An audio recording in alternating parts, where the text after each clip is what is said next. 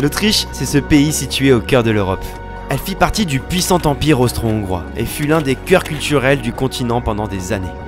Aujourd'hui, elle compte 8 millions d'habitants dans un territoire montagneux, recouvert à 60% par les Alpes autrichiennes. Et j'ai rencontré une Française qui a décidé de s'y installer et qui va m'en dire plus sur la vie d'expat là-bas.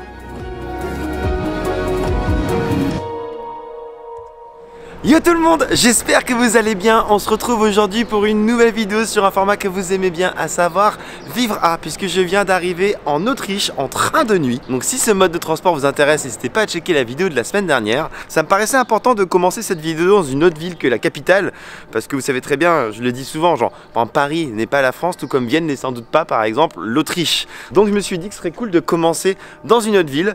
Et Linz que je connaissais pas du tout est arrivé sur la carte et je me suis dit pourquoi pas. Donc dans cette vidéo on va rencontrer une personne qui habite ici depuis de nombreuses années, qui va pouvoir nous partager qu'est-ce que c'est au final que le style de vie à l'autrichienne, comment on peut le comparer au style de vie à la française, quels sont les avantages et inconvénients que d'habiter ici. Mais d'abord je vais vous montrer un petit peu à quoi ça ressemble Linz.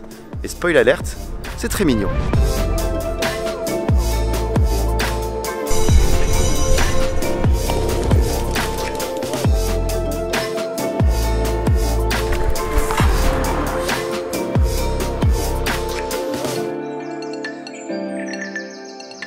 Alors pour ceux qui ne connaissent pas Linz, c'est simplement la troisième plus grande ville du pays avec un peu plus de 200 000 habitants. Elle a un passé assez lourd d'histoire, notamment parce que c'était une ville industrielle, mais au fil des années ça s'est beaucoup réinventé, notamment avec l'art. Donc pour vous dire par exemple, cet endroit qui est derrière moi, c'est le musée des arts modernes qui a ouvert en 2003, qui symbolise un petit peu le renouveau de la ville, tout comme le fait qu'elle a été capitale de la culture européenne en 2009, soit juste avant Marseille. Bref, c'est vraiment un beau petit coin, je m'attendais pas du tout à découvrir des rues aussi colorées, des bâtiments magnifiques les uns à côté des autres, ça vaut vraiment le détour. Et d'ailleurs en parlant de détour, si vous venez là le soir, vous verrez qu'il y a plein de couleurs, c'est vraiment très sympa.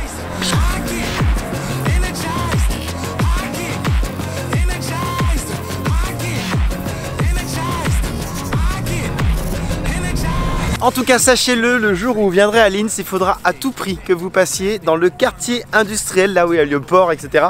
Parce que ça me rappelle énormément Brooklyn, tout simplement. Il y a des immenses bâtiments avec des street art de partout. C'est un petit kiff, hein. Honnêtement, c'est une ville, encore une fois, comme je vous l'ai dit, hein, qui s'est réinventée au fil du temps. Et ça reste un témoin de l'ancien monde mélangé à l'art nouveau, au street art. On kiffe ça, hein. Buildings, necklace, vision, preference. Let's get invested. Heard, reckon, beams, beckon, banks, fetish, stunt.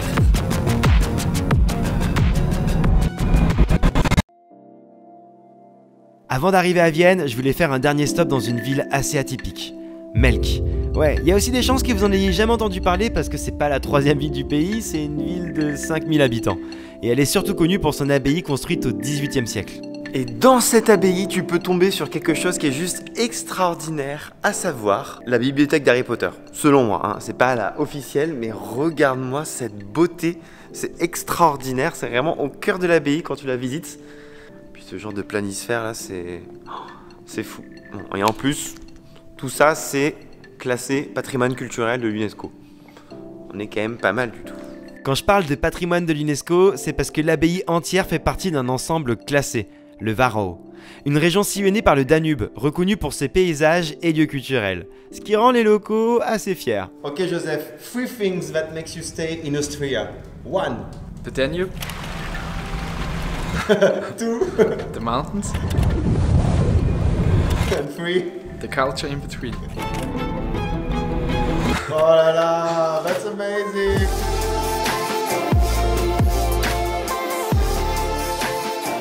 Et maintenant, il est temps de découvrir Vienne pour rencontrer Laura et parler de sa vie en Autriche. Et même si Vienne ne représente pas l'Autriche comme je disais, c'est quand même 20% de sa population et la 5e plus grande ville de l'Union Européenne. Une très grande ville qui a quand même su garder une certaine douceur puisqu'elle est régulièrement en tête des classements sur la qualité de vie et notamment depuis 10 ans consécutifs sur celui établi par le cabinet de conseil Mercer. Je crois qu'elle est juste là. Laura ? Hey! Salut! Salut! Check! Ça va? Oui, toi? Attends, bah très bien, je vais m'asseoir avec toi. Ah, Laura, tu peux te présenter s'il te plaît à l'audience qui regarde cette vidéo. Je suis là depuis 6 ans maintenant. 6 ans. Ça fait longtemps. Ok, 6 ans en Autriche. À la base, je suis du Mans et je suis venue ici professionnellement. Je travaille dans l'hôtellerie. Voilà, et je suis restée par amour, professionnellement aussi. Oh, elle est restée par amour, ça veut dire quoi? Il y a un petit Autrichien qui a shotgun. Ouais, c'est ça. Ah là là, les Autrichiens, va falloir qu'on en parle de tout ça. Hein. Et du coup, qu'est-ce qui fait que t'aimes vraiment Vienne et peut-être même l'Autriche de façon générale? Parce que ça fait 6 ans. C'est la qualité de vie. Les loyers sont raisonnables alors que c'est une capitale. Professionnellement, on s'y retrouve vraiment. Niveau work-life balance, on s'y retrouve aussi. Parce qu'ils sont très restreints au niveau des horaires et du coup, ils partent du travail à 15h et le vendredi à midi, il y a beaucoup de parcs, il y a le Danube, il y a le canal du Danube aussi. En 1 heure, tu peux aller faire du ski. Ils adorent le ski, c'est leur sport national, on peut dire ici. Je pense qu'ils sont tous nés avec des skis en fait. Il n'y a pas que le ski, en été tu peux faire de la randonnée, etc. Et c'est vraiment chouette aussi. Est-ce qu'on n'irait pas un petit peu se balader dans Vienne, dans les coins que t'aimes bien, etc. Carrément. Qu'on puisse découvrir ton quotidien. Ouais. C'est par où qu'on va du coup? On va aller par là. Par là-bas. Ouais. Allez, c'est parti.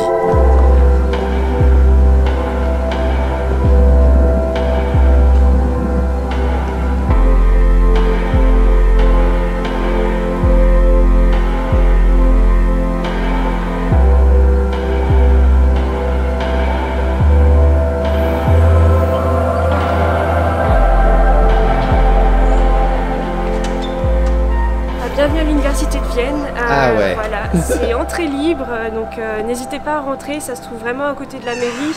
Et venez profiter l'été des chaises longues qui sont mises au milieu et profiter du silence. Et est-ce que tu peux me dire comment ça se passe niveau administratif si tu veux t'installer en Autriche? Plutôt simple, c'est l'Europe du coup, de déménager, etc. C'est plutôt simple. Après, ce qui est plus compliqué, c'est la langue. Ouais. Mais en soi, il faut juste faire 2 papiers pour se déclarer sur le territoire et déclarer son logement, et puis c'est tout. Ok. La sécurité sociale et tout, dès qu'on a un travail, c'est fait avec le travail. Ouais. On s'occupe de rien. Et du coup, est-ce qu'il faut à tout prix parler allemand pour s'installer en Autriche et pour trouver un travail facilement, etc. Non, l'allemand c'est vraiment un plus pour ses débuts, etc. Mais par contre c'est très international sur Vienne. Du coup, il n'y a pas de souci, on s'y retrouve plutôt facilement et les Autrichiens au final parlent bien anglais. Est-ce qu'il y a des grosses différences culturelles que tu remarques entre vivre en France et vivre en Autriche? Je trouve que les Autrichiens ils sont très durs au début aussi. Ok, ils sont réservés peut-être? Ouais, il faut vraiment tirer les verres du nez et ensuite franchement ils sont accueillants comme pas possible. Ok, il y a d'autres choses La ponctualité. La ponctualité? Oui, c'est-à-dire ils arrivent à l'heure. Des gens normaux quoi. C'est même pas à l'heure, c'est même plutôt si c'est 15h00, ils vont arriver à 14h45. Nous on arrive à 15h00 ou plus tard. Il y a aussi les dîners, nous on a l'habitude de dîner plus vers 19h-20h. Ouais. Ils mangent plus vers 17h-18h. Ok, ils mangent plus tôt. Je m'y fais toujours pas. Et la drague en Autriche, je trouve que aussi c'est très bizarre. C'est souvent les filles qui doivent faire le premier pas. Et ok. Et bien justement, ça me fait aussi penser à quelque chose, c'est que toi tu as un chéri autrichien. Quelles sont les petites différences qu'on peut trouver d'un point de vue justement amour? Moi, c'est toujours marrant ce genre de très truc. romantique au final, plus que les Français. Ok, plus romantique que les Français? Ouais, on dirait pas au premier abord parce que du coup ils viennent pas vers toi et c'est à toi de faire le premier pas ça. et tout. Au final, ils sont super romantiques et très attachés. Après, on est tous les deux européens et il y a quand même beaucoup de choses qui se ressemblent et je pense que c'est pour ça que ça fonctionne très facilement aussi entre nous. Allez, c'est parti, on va continuer à découvrir la ville.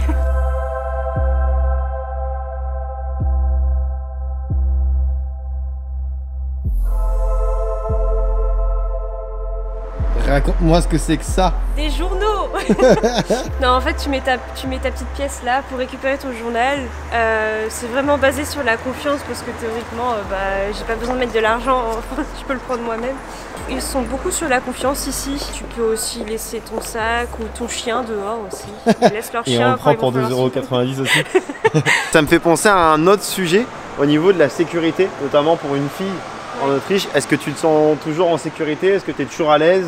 J'ai pas peur de me balader toute seule dans la rue, peu importe l'heure, peu importe le quartier. Ça fait partie aussi de la qualité de vie ici, parce qu'au niveau sécurité, il n'y a pas trop de problèmes en Autriche. Tu m'emmènes où là? Schönbrunn.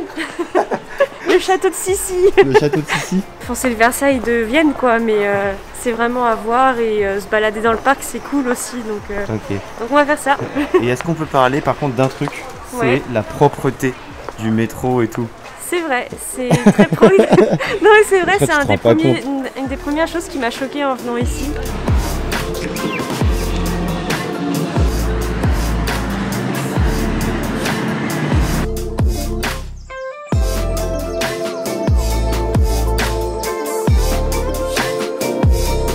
J'ai une question pour toi parce qu'on est quand même sur une vidéo qui est sur la vie en Autriche de façon générale, pas que Vienne.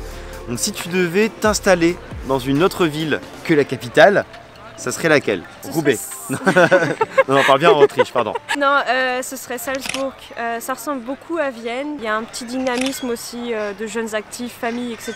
Ok. Et c'est proche de l'Allemagne. Et si par exemple, pour un autre profil, quelqu'un qui est plus un étudiant, tu conseillerais quoi comme ville? Graz. J'y suis allée une fois, mais l'ambiance est vraiment étudiante. Ok. Je pense qu'au niveau qualité de vie, budget, etc., on s'y retrouve aussi mieux. En parlant de budget, toi qui habites à Vienne depuis quelques années, tu dirais que ça coûte combien pour bien s'en sortir, sachant qu'évidemment ça va dépendre du profil de la personne, s'il est étudiant, si c'est une famille, etc. Mais Je trouve ça plutôt raisonnable. de quoi? On va dire. Non, je trouve ça plutôt. Je veux dire, on va pas avoir besoin de 3000 €. Ah d'accord, ok. Pour un étudiant, 1000 € ça suffirait. Et pour un jeune actif, 1500. Et si tu devais d'ailleurs conseiller un quartier à Vienne aussi pour les gens qui seraient curieux, qui voudraient peut-être venir ici pour s'installer? Le 2e arrondissement, dans Ok. tous les cas, c'est entre le canal et le Danube. Et c'est proche du centre-ville, donc c'est Ok. vraiment le lieu que je préconise.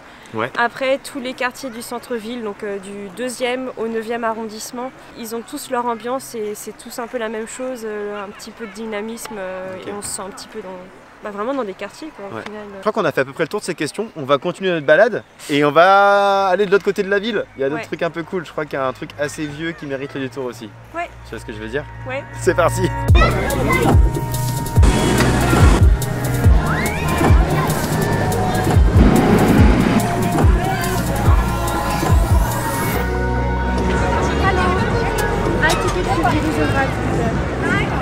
C'est pour toi.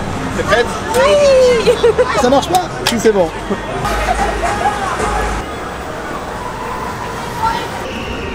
Bon, pour terminer cette partie-là avec toi en beauté, en hauteur, est-ce que tu peux me partager les avantages de la vie en Autriche selon toi? C'est un petit pays et du coup on peut facilement se bouger partout Ouais. et visiter plein de trucs, sortir le soir à 1h, aller boire un verre dans les vignes, Et qu'est-ce qu'il y a d'autre comme avantage? la qualité de vie, encore une fois.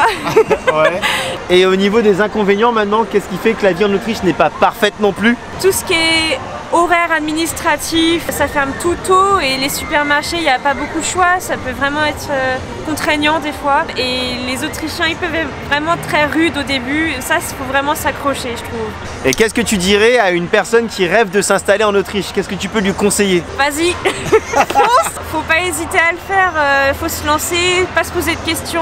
Et si ça fonctionne pas, ça fonctionnera la 2e fois, il n'y a pas de souci. Et au pire du pire, on perd rien à essayer dans la vie de vivre une expérience extraordinaire qui te marquera pour toujours. Exactement. Est-ce que tu peux mettre la main sur la caméra? Ciao. Pour terminer cette vidéo, je voulais vraiment vous montrer un endroit qui est extraordinaire à Vienne, à savoir son université. Regarde-moi cette dinguerie, ça sort tout droit du futur, hein. D'ailleurs, il y a environ 280 000 étudiants autrichiens par an dans ce beau pays pour 100 000 étudiants étrangers. Si tu viens un jour étudier par là, bon déjà tu vas kiffer parce que le cadre est extraordinaire, mais en plus de ça, tu seras en plein melting pot, ça peut être beaucoup trop cool. Bref, j'espère que cette vidéo vous a intéressé, vous a montré que l'Autriche c'est un petit pays au cœur de l'Europe certes, mais qui mérite vraiment le détour. Donc n'hésitez pas à me dire en commentaire si ça vous a plu. Moi je vous laisse comme d'habitude sur de belles images et surtout, n'oubliez pas de voyager. Peace!